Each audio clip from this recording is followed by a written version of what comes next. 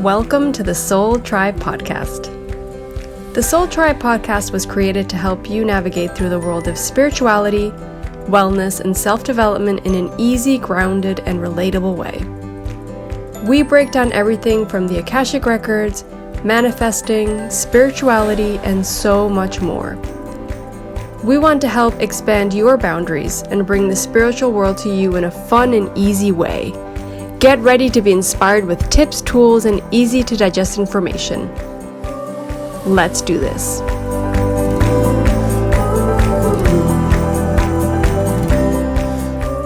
Hey Soul Tribers, Lucia here. Hope everyone's doing well and staying safe. Today's interview is with Sixtina Friedrich. So a little backstory. Sixtina does these amazing crystal grids that initially that's why I contacted her. We both follow the same Facebook group, which is this group that does like crystal grids or people that are learning to do crystal grids. And her amazing grids kept popping up on the group. And I was like, my goodness, they look so professional and there's so much intention behind it and it looks so amazing. And I kept telling Lorena that I wanted to get someone on the podcast that can talk about grids and, you know, how powerful they are and what they can do and how do you know how to do or how to set things up. And so I reached out to Sixtina and she was nice enough to say yes right away to the interview, even though she didn't know who we were at all. And I expected to have a conversation, talking basics about crystals and crystal grids, but I didn't expect to have this really interesting backstory behind Sixtina and, you know, how she's intuitively traveled, knowing that she had to go somewhere because she was called to do a grid there. And it was very inspiring to hear her story and to hear how she listens to herself so well. And I think that's something that we got out of the interview that I hope everyone also picks up on. You know, we're all going through a very weird time and sometimes difficult time and stressful. And I think that everything that happens in this world is for a reason. And I think that this interview came at a really interesting time for that, for you to see that what you feel and you know, what we're going through, it all ends up making sense at some point. And Sixtina is a really good example of listening to yourself and going with the flow.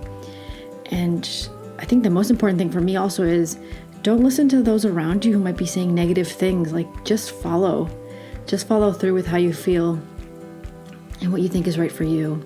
So her backstory is really interesting. You'll hear her talk about that and the places she went and did grids. And she'll talk about all the things she does. And she has her own company where she makes jewelry. Also using crystals, and she intuitively makes specific ones for individuals, which is super cool. But I hope you guys enjoy the interview, and we were really excited to interview someone like Sixtina, and we ended up finding this amazing individual behind. The only thing we knew was a Facebook page. So enjoy guys, and hope you get out of it some amazing opinions and views. So, Sixtina, thanks for joining us today. We're so happy to have you. Yeah, and I'm so happy to connect to both of you. Thank you. So the reason why I contacted you because we're both in the same crystal grid group on Facebook. Yes. And I've seen some of your amazing crystal grids. And I was telling Lorena, I want someone on the podcast that's like very into crystals and grids. And I was like, I gotta get in contact with this lady. Her crystal grids are amazing. Yeah, you're talking about the Crystal Grid Makers group in Facebook, right? Yes, that one. Yeah. Okay. So can you tell us when did you get into crystals and how? Okay, that's actually a very interesting story because I actually didn't know much about crystals, nor did I know a diamond from a regular stone until about, I think it was 2013. And so, which is just 7 years ago. And I had a dream, actually. And in the dream, it was showing me like the amethyst crystals And it said you have to go to the Pacific Ring of Fire. And it showed me, or it telepathically communicated, that I'm supposed to do a crystal grid.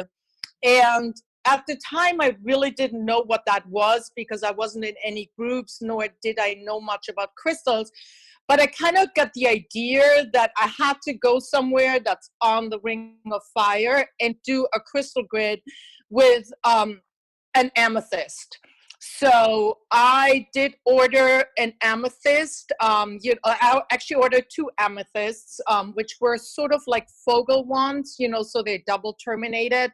Mm-hmm. And I got a few other crystals. And as it turned out, in the beginning of 2014, I had made a contact on Facebook, and they happened to live in Costa Rica and invited me to come down. And I use a lot of dowsing with my pendulum. And when I asked if that's the correct place to go to, it said yes. So I did go down to Costa Rica, probably more like in the south. And then once I got there, again, I used my pendulum to understand where I'm actually supposed to do a crystal grid. And I found this amazing, it was like a half island in the shape of a whale. It's called the Whale's Tail Island, right off Uvita in the south of Costa Rica. And I grabbed my crystals and my friend, and we did a crystal grid on that, very small little half island sticking out. It was extremely hot, actually. And I probably only had like 5 crystals at the time. So I did a very simple grid compared to what I do now. And that was really the start of doing crystal grids for me. Wow. Wow. That's a really good story. Yeah. Very cool. Yeah. So so no one like taught you? You just kind of started doing it on your own and went from there? Yes, actually, I just got it through a dream. I was a little bit familiar with crystals because one of my daughters, when she was 7, she was into crystals. So sometimes we went to the store to buy her crystals. So I knew a little bit, I knew a clear crystal from an amethyst, from a labradorite. But I didn't know about crystal grid making per se. And then the other dream I had, which then actually happened repeatedly, but which was already present when I went to Costa Rica, where I saw myself again and again doing a crystal grid with another person. And then the crystal grid would be in the middle. And then I was meant to somehow combine my light body with the light body of the other person. And we would kind of merge in the middle of the crystal grid, and that crystal grid would somehow get like ignited in energy, and it would go down into the earth and go up into the atmosphere. So that dream I would have repeatedly ever after in different configurations. Sometimes it was inner earth, sometimes it was with different beings, sometimes a lot of the times I would see 2 huge lions come in because they would be the protectors of that ceremony. And so, so I didn't really know anything about grids, and I just kind of followed my dreams because I knew that dreams are kind of a way of transmitting information. And and through my path as a Sufi. So I've been on a Sufi path since my 20s. And in my particular Sufi path, dreams would be like a way to connect with the higher self and also with divine guidance. So I did know that dreams are very important and that often they give you a message of how to proceed in your reality. What's a cool. Sufi? What's a Sufi? Okay. Sufis are part of the major religion that it's embedded in is Islam, But Sufis are actually the mystics within that religion, and Sufis call their path the path of love. So traditionally, like in other paths, Buddhism and Hinduism, you do have a teacher that gives you like a kind of a Shakti path, that you pledge to. And then the teacher is just there to guide you on the path to empower you to become your own teacher, so to say. And the Sufis are also more popularly known as the whirling dervishes. So they conduct ceremonies. In some of them, you actually dance and whirl. In a lot of them, you repeat mantras. And basically, the ceremony has several stages. And it's a ceremony that leads to union with God. So people will experience a sense of unity consciousness, or bliss, elation, feeling of oneness with others and the divine. So that's, in general terms, what the Sufi path is about. So you follow that? You follow that now? Well, I followed the rules for a long time, and I was teaching also, and I learned a lot of the languages, and I translated Sufi poetry a lot. But I would say since about 8-9 years, I kind of left the traditional practice and all the mantras and all the other practices that came with it, because I felt like now I'm on my own path. And especially since I was incorporating crystals in my practice and also relating to galactic star family and to different ascended masters and angels, I just basically built my own practice that consists of, meditating every day and also building crystal grids every day. So I kind of made my own mixture by now. Yeah. That's interesting. Yeah. Very cool. So like when you went down you had the dream and you went down to Costa Rica, which, whoa, that's like a big leap of faith. You totally believed in that dream, right? But Yes. when you went to like create that grid with the few crystals you had and your friend, did you know what intention you were putting into the grid? Well, I was definitely putting the intent about the Ring of Fire along the Pacific coast, because I did know that, the earth moves at times, and the Ring of Fire has a lot of different, earthquakes and plate movements. And I didn't know to say anything specific. I just asked for the highest good for Earth and humanity to evolve through the grid that I built. And I guess I was placed in that position in Costa Rica. That was an ideal vortex, right? And, I did other things there too. I placed crystals in a waterfall. I threw one in the ocean. I mean, many things happened while I was there for 2 weeks that kind of confirmed my mission. But when I left, I just basically went on my dream and on my intuition. And since then, it has happened about 3 or 4 more times where I was shown a specific country and like a pyramid, and I needed to find where it is. But it was again and again through a dream that I was being communicated with. That's so amazing how you're just take that leap of faith of just trusting those messages coming through, because I think that can sometimes be hard for some people. Yeah, very cool. Yeah, I think I was prepared through my Sufi path though, because I did have a lot of dreams that would show me guidance or symbols, and I would follow the dreams, and it would always be like a positive outcome. So in that sense, even though it was a new theme with the crystals, but there was always a dedication to, let's say, uplifting humanity or serving Earth and humanity. So that was part of the Sufi path too. So the crystals were like an added or like an expanded way of doing the same.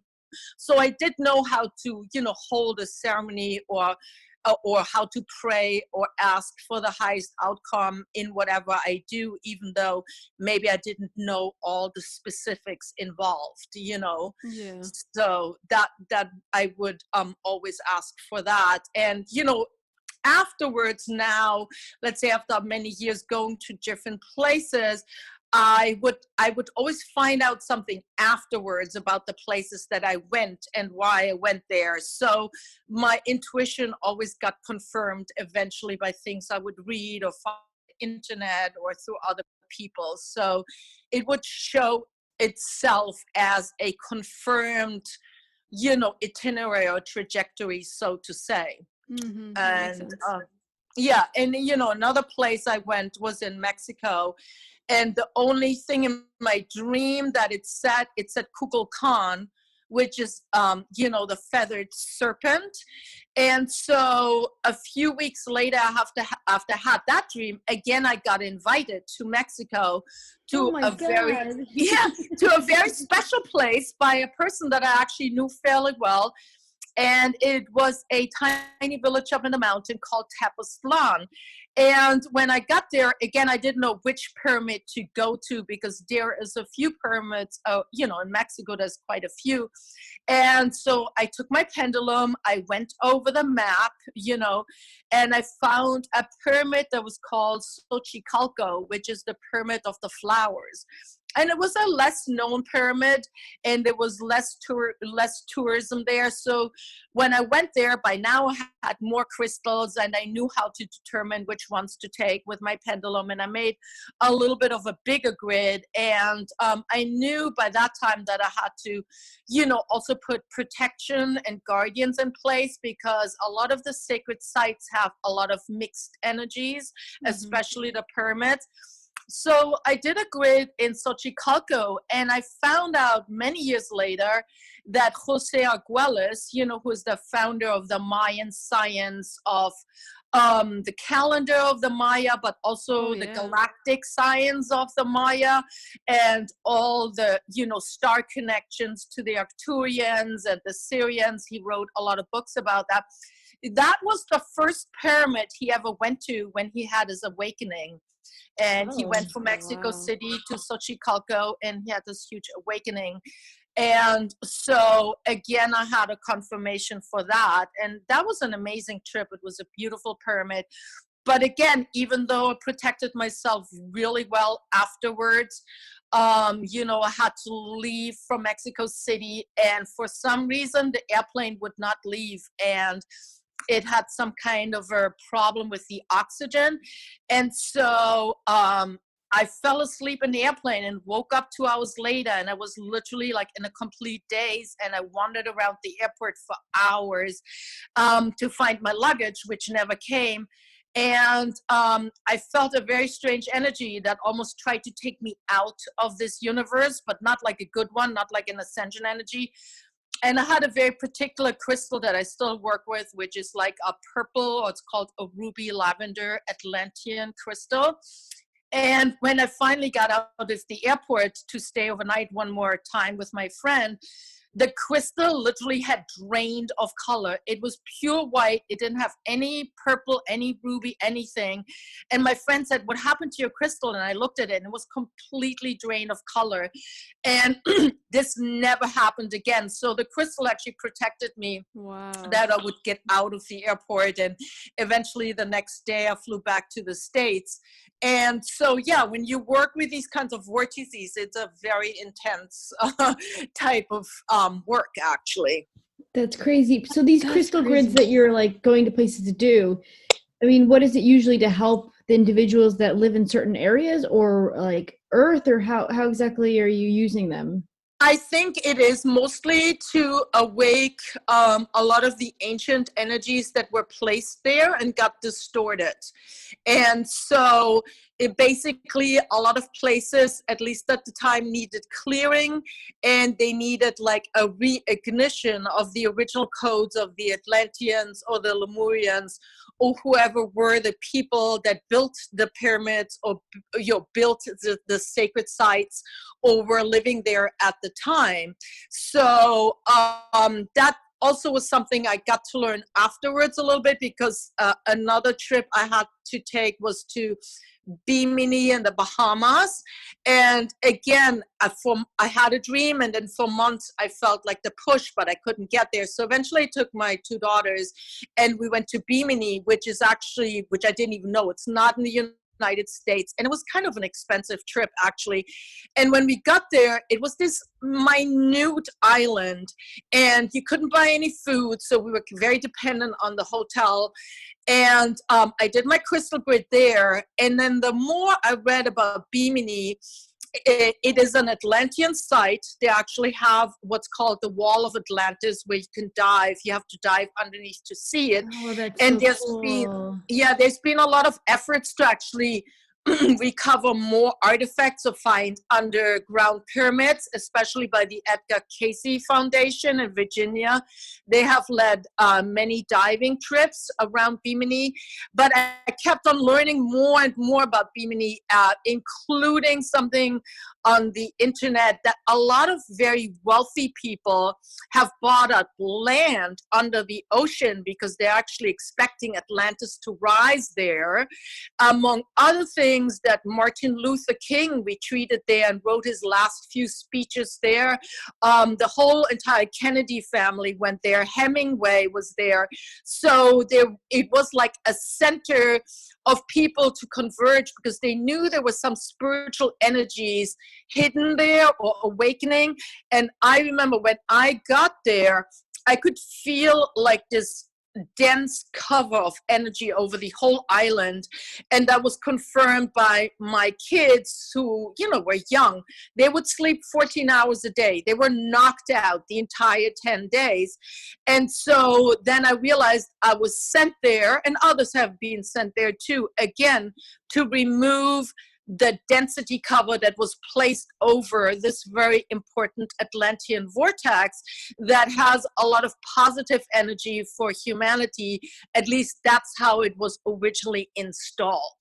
So we go back with the crystals to connect to the original crystalline grid that was placed by the Atlanteans and then distorted eventually. And so it's a lot of clearing work, but then also recalibrating these areas where I went to. That's, oh my God, you have so many amazing travel crystal grid stories. Yes, I do. I'm wondering how, I know you said that with that experience with the crystal where the color was kind of just came out of the crystal protecting you. Are there any other ways that you protect yourself when you do this kind of work? Yeah, definitely. I do definitely have like a whole host of guides that I call upon, and it has expanded over the years. And I do, of course, always call on, God, goddess, or source, however people want to call that, all of that, where we come from as created beings. And then I do work with ascended masters, Saint Germain and Lady Nada and Lady Portia and Lady Nada and Sananda. And I do always work also, of course, with Jesus Christ, Mary Magdalene, Mary, and I work with the Sufi masters that I worked with throughout my Sufi path.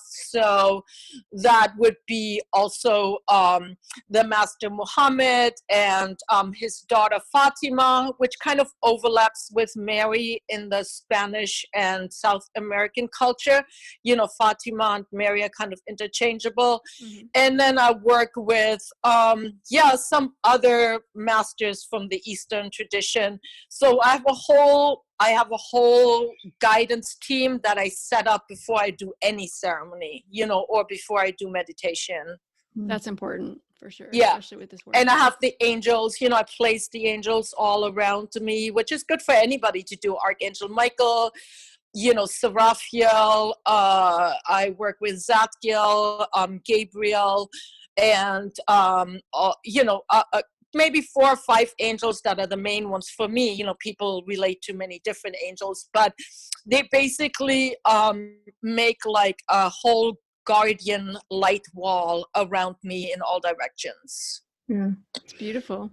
How many crystals do you think you have? I have a lot by now. Since I do so many grids, I do have a lot of crystals. I have about 5 shelves of crystals, and maybe on each shelf I would say there's up to 40, so maybe like 200, 300 crystals. Oh my And goodness. yeah, and my most, not important necessarily, but my most powerful crystals are all Fogel crystals, which are crystals that are cut in a specific manner, as kind of invented or conceived by Marcel Fogel, who was a very amazing man who worked actually in computers for 20 years at IBM. And then he completely switched fields, and he took crystals and shaped them in a certain way. I think the first crystal he made was four-sided, and then on each end you have like a pyramid shape, which is kind of a lot how Edgar Like a Cayce, generator, right? yeah, like a generator. Yeah, and when Edgar Cayce channeled with some people, they would actually describe these double terminated crystals that the Atlanteans used for energy propulsion, for healing. So Marcel Fogel, he started the Fogel crystal tradition, and by now you have not only four-sided ones, you have six-sided ones, 20-sided ones, all kinds of varieties. But what he discovered is that you can use these crystals, first of all, for clearing out energies, for also healing the body. So he developed methods of, using the energy for healing. And especially also what he noticed, that any energy can be amplified, positive or negative energy, because at one point he was holding a talk in London, and he got annoyed with a lady that was sitting in the audience for whatever reason, and he happened to point his crystal at her, and she literally jumped off the seat, like, I don't know, 5 feet, and plopped down again. And then from then on, all the crystals he ever produced or worked with, he encoded so that they couldn't amplify negative energy.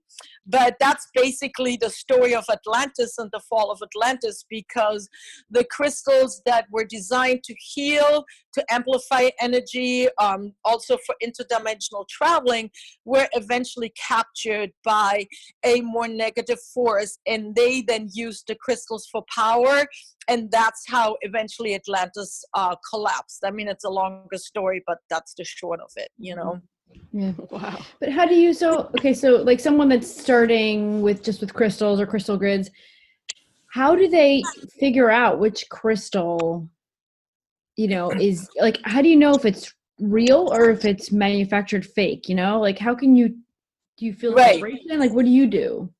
Well, I think any crystal that you want to buy, whether it's on the internet or in a store, it's kind of similar, like how people choose puppies or cats. I mean, you go with your heart, you go with your intuition, and if you go in a store, it's really good. You can hold crystals, and usually the crystals that are meant for you, you will definitely feel a vibration in your hand or in your arm, or you will feel a tingling, or you will feel a sensation in your heart. And so you definitely have to go out of the mind into the heart and connect energy wise, and so that will definitely guide you. And I work with some crystals that are manufactured that I do like, even though they have some human input. But for me, it was like, okay, the Atlanteans also did certain kinds of technology with crystals. They would infuse them with metals, or they would shape them certain ways. So I don't necessarily have anything against crystals that are manufactured in that sense, Mm-hmm. That's Do you interesting. think the vibration still functions like? Yeah, I mean, it depends, of course, who manufactures them. I mean, it might be people who just manufacture them for money and do it really sloppily and with a really weird intention. And, the energy then of the crystal is not so good, you would say.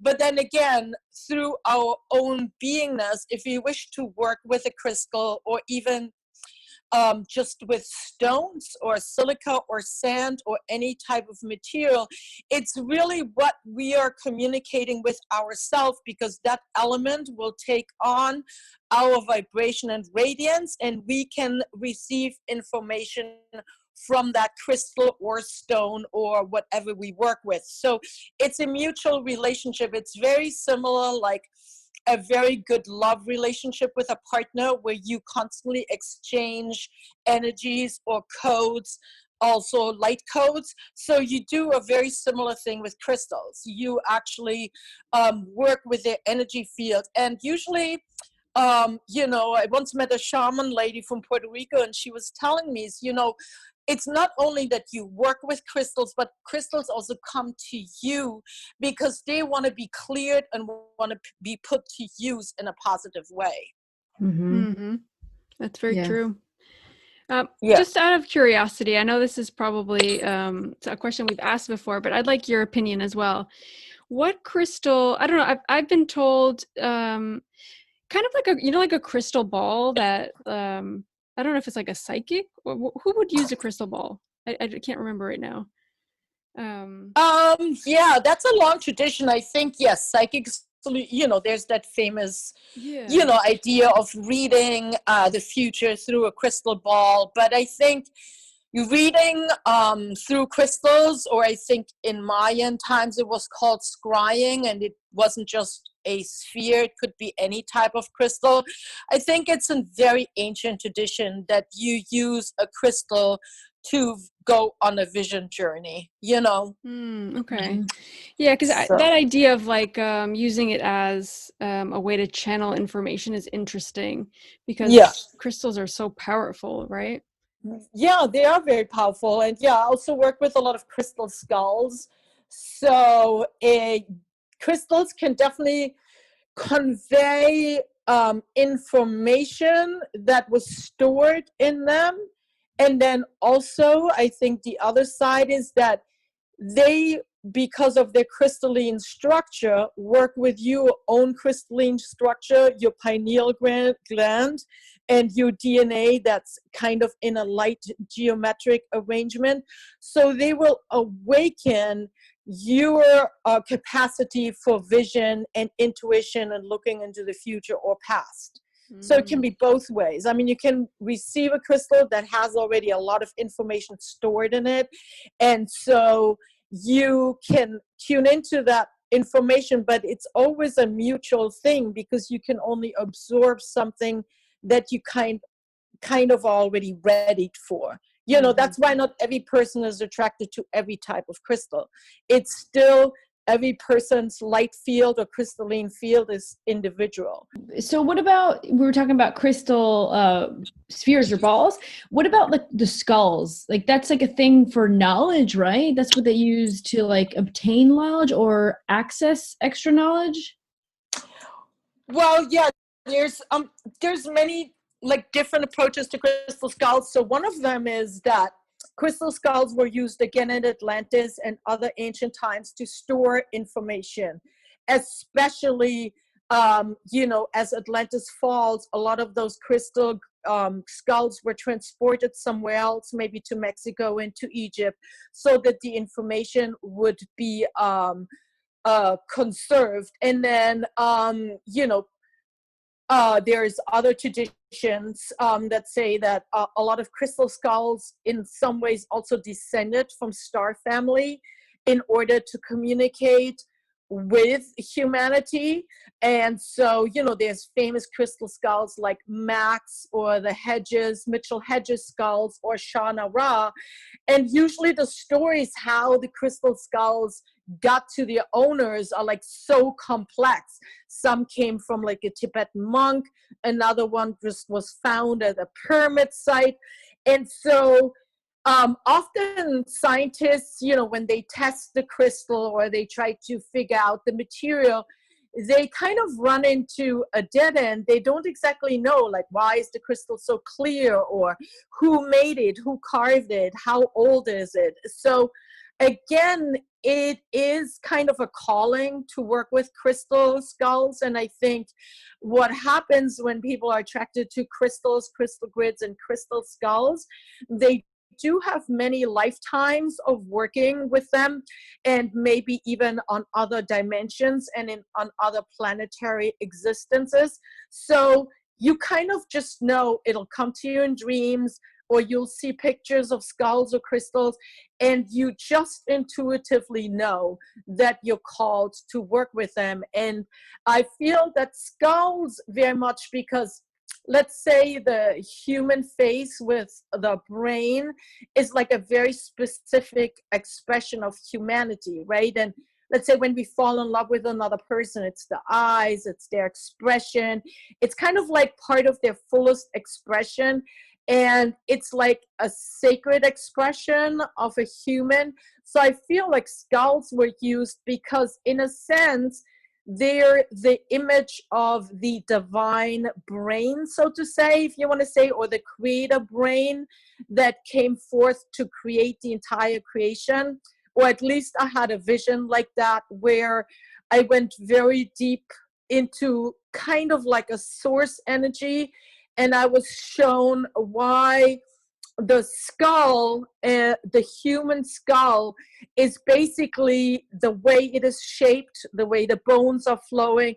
It's all like very specific light geometries loaded with information.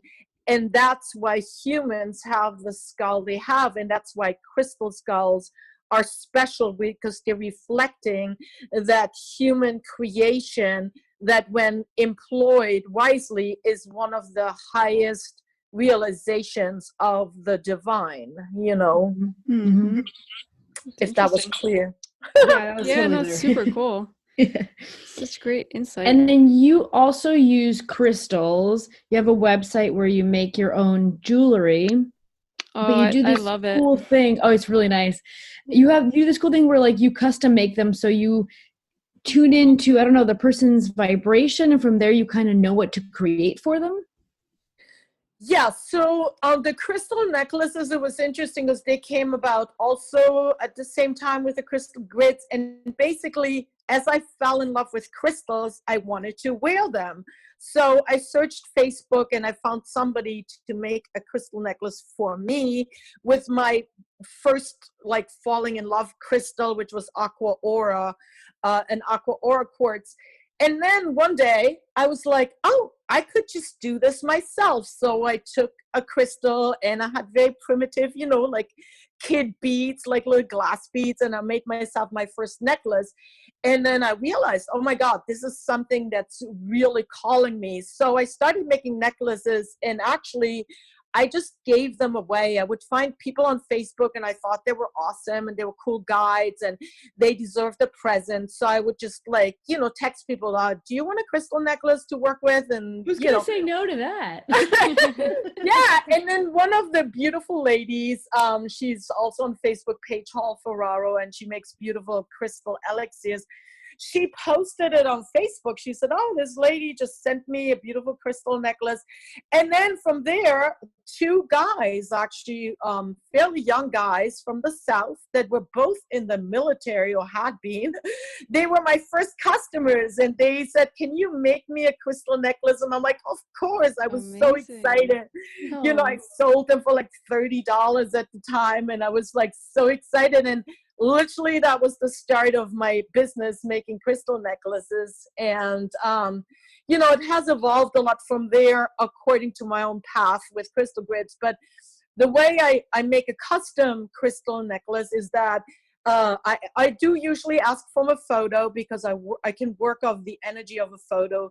And so when I sit down and I make the intention, I kind of go into a meditative kind of a channel state, and I ask, what are the most needed crystals for that person? Because, you know, they could work with many, but I'm asking like, what are the most needed at this time to ignite the optimal amount of codes within their anatomy, with their DNA, that would be optimal healing capacity for their traumas. And then either I hear names of crystals, it'll come in like labradorite, amethyst, and I will start dowsing. And usually when I douse with my pendulum, I will already sort of know intuitively the range, but I'll usually come up with 3 or 4 crystals, and one is the main crystal, which is usually the pendulum. And then I probably put in 2 or 3 other crystals, and then the whole necklace will actually be like a crystal grid that you can wear, because I use cool. I use certain numbers, I use certain sequences. And so that is how I customize a crystal necklace. That's great. That is, they're beautiful. I love the pendulums as well. They're so pretty. Yeah. Do you, Yeah, those are custom too? well, the pendulums I have to order, because if I put in making pendulums myself, that would be a whole separate job. But yeah, I fell in love with pendulums when I learned dowsing, which was, around the same time, 7 years ago. And then I realized, well, I lose my pendulum all the time. Maybe I can just put it around my neck. So that was another, motive to make a necklace. And then, of course, I found out over the years, pendulums are basically like pyramids, right? And so just the shape, I mean, some pendulums are round, some have 6 facets, some have 8 facets. But I realized that the pendulum is the ideal shape to wear in order to focus the energies like a grid onto the person. And that's why I love working with pendulums. I mean, I use sometimes other shapes, but that's definitely my favorite shape to work with. They're beautiful. Yeah, I get that. I've never used one, but I'd love to incorporate that more. That'd be cool. Yeah, and there's so much free dowsing information on the internet, and you can start very simple with just training yourself. Yes or no. You say, my name is Lucia, and whichever way the pendulum goes, that's your yes. And then when you say my name is something else, the pendulum goes in another direction. I mean, and you basically, the pendulum is like anything you work with. The more you do it, the better you get at it. And they actually use dowsing even in the military. They use it in very sophisticated ways. For example, I remember when I was reading a lot about the Bosnian pyramids, when they explored the Bosnian pyramids, they couldn't figure out the stones or the stone composition. So they actually hired a professional dowser to find out what the composition of the stones is. So it is actually like a real, I mean, you could say intuitive profession, but people get very, high level with using pendulums. That's very cool. Yeah. Yeah. So right now we're going through this whole coronavirus thing. And is there like a certain crystal you recommend people carry around to just help them deal with the emotional aspect of it and like all the negative energy of people's negative thoughts? Would you recommend they carry certain crystals around like in their pocket or something? Well, I think one of the major crystals, even before Corona came around, but that I started working with intensely, is selenite, and thank God it's really cheap, so you can get a little. I love selenite so Yeah, much. it is beautiful. Yeah, you can get a selenite sphere or a little pebble. You can, wear it. I make selenite necklaces or put selenite beads in it because I feel it's very supportive. Also, many years ago, I put like a selenite pole or like a like kind of a raw wand in the 4 corners, outside the 4 corners of my house. You could put selenite next to your bed or in your bedroom especially.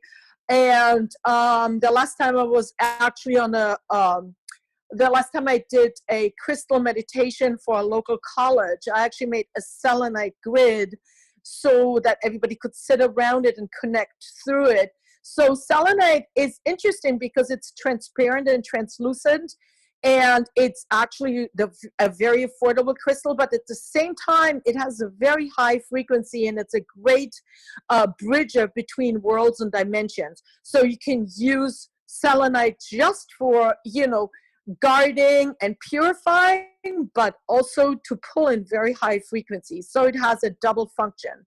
It's really amazing. I have 2 generators, and when I go to Akashic Records, I put one on each side of me. I'm holding selenite in my hand, and that's kind of like my ritual now when I do readings. Yeah, no, that's awesome because you need that when you do readings for people and you tune into so many fields. Yeah. So definitely selenite, and the other one, I think shungite is amazing. That's of course a little bit more pricey, but people report that it also protects against radiation. And I love shungite because also again it has a very high frequency. So I wear shungite a lot, and I make necklaces with it, and it's a guardian crystal, just like selenite. It filters, but it also, again, like selenite, has a very high energy potential. So if you want to channel with shungite, or sit in meditation and bring in energies, you can do that with shungite also. So that I would have in the house, and selenite for sure. And then another one is tourmaline. Black tourmaline, of course, the colored variety is way more expensive. So I use tourmaline a lot. I actually made like a series of necklaces and bracelets that I called like the ultimate guardian, because I don't like to use the word protection as much, because then it seems you like warding against something. So then in a sense you're subtly inviting something, you know, when you have the push against something. So the guardian name, I like that a lot, because it just means you are guarding your own field and optimizing it. And so tourmaline is definitely another crystal to have around, besides your own optimal personal crystal, which, you know, for everybody is different. Rose quartz, amethyst, you know, whatever you are attracted to most, you should definitely have that on you or around your home also. I actually created a small grid under where I sleep, because I've been having issues sleeping. And so I actually put it so that negative like dreams and stuff wouldn't come in. And it's actually, I think it's helped me sleep a little bit, but it has tourmaline, smoky quartz, and selenite. Yeah, perfect. Yeah, smoky. Oh my God, I love smoky quartz. Smoky quartz is definitely another one too that is like a staple kind of crystal to have around the house or on your person. And that's a great combination, definitely. I mean, especially for like, you know, your bedroom and your house, and to make a little grid with, and that's beautiful. I love smoky quartz. Nailed it. Love it. Yeah. Perfect choice. You definitely did. I wanted to go back to the crystal grids for a second, because I find them, I mean, apart from being something so beautiful to look at, they're obviously very powerful. But like if someone at home, like anybody, just any normal person would wanted to get into crystal grids, what can that help with? Is like Lucia's just mentioned she puts it under her bed maybe, but like could that even help with like coronavirus if we did like a crystal grid to kind of clear out things? Or like how could someone use that at like a day-to-day kind of thing? Yeah, okay, because you asked about the virus. I mean, I think one of the optimal things is to keep one's vibration really high, one's energy field very high, and crystals definitely assist with that. And as you mentioned, between the smoky quartz, tourmaline, selenite, you know, that filters out things that come from the outside. And so that also helps you to optimize your own field. I think that is really the most important thing right now, besides, you know, all those precautions that they talk about. But I think, you know, when you go into emotional despair, you go into fear, you go into panic, which is easy, you know, I mean, like we're all human, but I think that immediately lowers your vibration, and it also makes your immune system, you know, it also in a low vibration. I mean, so that's why I think crystals can just maintain your field and expand it. So if somebody wants to do a crystal grid in their home or in their bed or under their bed like you did, I think, you know, use whatever crystals you have or you're most attracted to.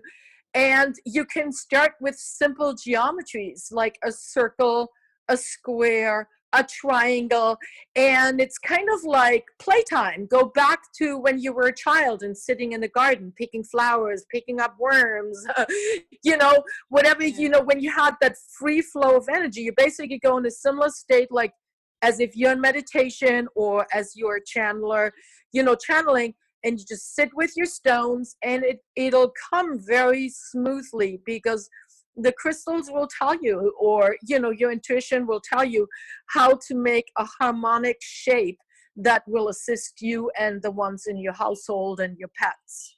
That's a great like intuitive practice, I suppose, then, right?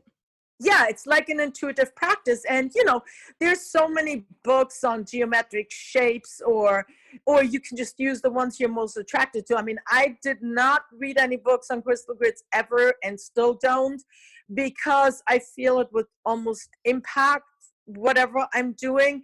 But the more I did it, the more shapes evolved, or the more leveling. Sometimes they have 2 levels or 3 levels, but I definitely only work with my intuition. And I think especially right now, as you were mentioning, we're in a very intense time. Since about, I would say, 5 months, my crystal grid practice has intensified, so that I'm sometimes build up to 3 grids a day, and that's almost every single day. And that actually takes a lot of energy, but it's natural for me because that's what I feel called to, right? Mm-hmm. And so when I realized I'm here to do those grids because those grids are needed to adjust energy fields on earth and of people. So when I feel like I do my grids, I usually do them in a channeling state, then I post them. And so they have so many codes, and part of my being on the internet a lot, which some people say it's so hard right now and you got to take a break, which I agree, but I almost have like the opposite direction, because I feel the more, we are needed, the more we have to be present, because the whole of the internet is crystalline and it works on silicon chips in our phones, in our computers. So if I have a positive and high frequency input through the crystals, it actually will create currents through the machines themselves, and then also, of course, in the people that receive it, watch it. And it doesn't have to be an intellectual or conscious process. It just operates through seeing it. It's a direct transmission. Okay, that's interesting. Mm-hmm. How do you activate them? Like, I know that some people have specific ways. I actually send it Reiki. Is there a specific way you do it? No, I just built them, and that's it. Because when I built them, I'm already in a certain type of frequency within my own being. So I know that that's what guides me to how I place the grids. So they're always completely self-contained, protected, and fully activated as I'm making them and complete them. Okay. Do you think you could do a crystal grid for our listeners? You mean after we hang up, or what? Well, yeah. I cannot talk while I do. No, do it now. Like, I mean, like, you do it after, and then when we post the episode, we can post the grid that was done and the intention behind it. Oh, sure. Yeah, I can do that. I would love to do that. I did that for my last radio show. I did a crystal grid for all the listeners. Wow. And I definitely would love to do that. And just tell me by what time you need it. So do you need it by tonight? No. What we'll do is we'll check to see which launch date this will come out, and then you can make it, I don't know, the day before? Yes, that would be better, because then it'll be the most accurate in terms of the frequencies that are present. We'll post it on Facebook, and we'll post it on Instagram, and then so individuals can see the grid that you made. Yeah, no, that would be perfect. And if you also both, maybe just per Lucia, because I'm with her on Facebook, just also both send your photos like in one text, so I have those two together. Because you're the channelers of the radio show, so your energy's going in there. Okay, that's so good. Nice. Thank you. Oh my gosh. That's exciting. Yeah. Yeah. No, I love that. I think that's a great way to combine energies with the show and with our talking. I think that's a great idea right there. Yeah. I mean, there were so many more things that we were going to talk about. I was going to talk about your homeopathic medicine, but I mean, we've used all the time to talk about crystals, which makes sense because I'm obsessed with them. Yes, it totally makes sense. Yeah, no, that's a whole other topic, and I'm glad we got to talk, and put in as much as we did. And and if you have any other questions, you can always email me or ask me, or we can do another show eventually. Let's see how it all goes. But I think it's great that you asked the question about the most important crystals, and maybe you post that too with your radio show, the selenite, the tourmaline, the smoky quartz, and the shungite. If people have access to it, or if they don't have much money, then they can just do the selenite. I think that's a great piece of information just for everybody to have, I think that like selenite is cheap and it's so powerful. I think it was like Mother Nature and like God Goddess's way of going, let me help you guys in the cheapest way possible, right? And that's yes. And it's so interesting because recently a lot of people are posting photos about the Naica caves in Chihuahua in Mexico, where like these selenite crystals, I don't know, are like 100 feet high, right? And they just started exploring these amazing crystal caves with selenite. Like, oh my God, like it looks amazing. You can look it up online. It's called the Naica Caves, Naica. And it's interesting because I listen to a lot of different cycles and psychics and channels, but one of them, Junvalo Melchizedek, started talking about the Naica caves, and he said the intraterrestrials, the star families that came to live within Earth, are dwelling there and are working also with the selenite. And when I heard that, I said, oh, I know, because the selenite, working with so much selenite, came in about a year ago only. I hadn't worked with selenite that much before. So just as you said, Mother Earth, the masters, the guides, they said, oh, let's activate everybody in the selenite because it will be so helpful to humanity, That's amazing. For sure. Yeah. Well, thank you so much. We really appreciate you coming on here and sharing so much. I mean, you have so much information. Like I'm kind of like in awe. It's kind of crazy. Yeah. Yeah, I'm loaded. I'm definitely loaded. I could talk probably like 5 hours more. And also, I'm so passionate about it. But thank you so much for inviting me, Lucia and Lorena. That's so beautiful. And thanks for making our beautiful connection today. Awesome. Do you want to maybe quickly just share any links or kind of information for people can find you and contact you? Yeah, my best link is always Facebook because that's where I post all my grids. So that's Sixtina Friedrich, my name, Sixtina, last name Friedrich. And then everybody can reach me through my website, which is crystallixir.com, which is crystallixir.com, and there's a way of messaging me through that. And then I'm on Instagram, but maybe we'll post that with the show because that name is really long. Yes, we'll definitely post that. Yeah. We're putting all the links down in the bio so they can click on it too. Okay, perfect. Yeah. So, I really communicate with a lot of people through Facebook Messenger. I do sell through my website, but mostly through Facebook because I do need that personal interaction, or I email with people. I need their photo, and stuff like that. So most of my, crystal connections are very personal, actually, which that's what I enjoy about this. Yeah, that's beautiful. And meeting so many interesting people, I'm sure. Yes, all over the world. That's true. Thank you so much. We really appreciate you taking the time to come on the show and just share so much information for our listeners. It's amazing. Thank you. Yes, thank you so much. We'll be in contact with your with the date so you can make the grid, and we'll share it with everybody. Yes, just give me a heads up one day before so then I can get to it. Sounds good. Yeah. Okay. Thank you, Sixtina. Hugs. Thank you. Cosmic hugs. Love you. Thank you. Thank you, everybody, for tuning into this episode. We hope you enjoyed it. And we want to say a big thank you to Sixtina for coming on and sharing so much information and chatting about her journey and really inspiring us to look at our journeys in a different way.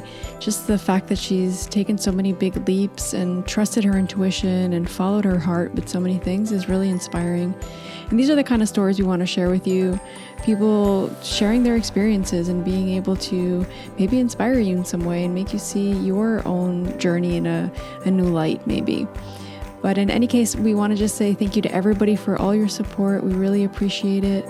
Be sure to follow us on Instagram. Our Instagram handle's @soul_tribe_podcast. We also have a Facebook page, so we'll have all that on the show notes of this episode. As well, if there's anyone that you think might benefit from this information, be sure to share this episode with them and share this podcast with anybody you know might need this information. We appreciate all of you sharing the information, and this is our way of giving back and helping. So the more you guys share the episodes, the more we can grow and help everybody. So we appreciate all your support and we hope you have a great week. Thanks, everybody. Bye.